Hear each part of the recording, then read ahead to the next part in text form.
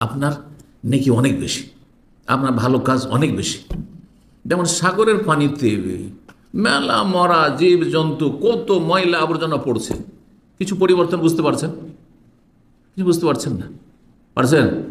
নদীর বহমান পানিতে কত ময়লা আবর্জনা, হ্যাঁ, আর মৃত জীবজন্তু বয়ে চলে যাচ্ছে, কিন্তু প্রবাহিত পানি, স্বচ্ছ পানি। পানি খেয়েও নিচ্ছেন নদীর পানিকে, শুধু গোসল করছেন না, রুচির সাথে খেয়ে নিতে পারবেন নদীর পানি, ঠিক কিনা? কিন্তু পুকুরের পানি, হ্যাঁ, ছোট গর্তের পানি, কুয়ার পানি, একটা কিছু যদি মর্দা পড়ে দেখেন, একটা ছোট্ট পাখি পড়ে আছে, এটা ছোট ইঁদুর পড়ে আছে, নামবেন না আপনি, পানি কোনো কাজে ব্যবহার করবেন না আপনি, বুঝতে পেরেছেন?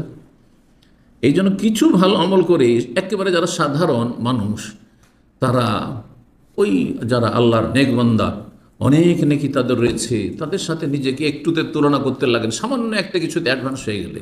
এটা দিয়ে বুঝতে পারলেন নদীতে, সাগরে আপনার আপনার কূপের তুলনায়, আপনার বাড়ির পাশে পুকুরের তুলনায় ময়লা আবর্জনা বেশি পড়ে আছে, কিন্তু তারপরও সেই সাগর বা নদীর ওপর প্রভাব ফেলতে পারছে না, সে পানিকে খারাপ করতে পারছে না।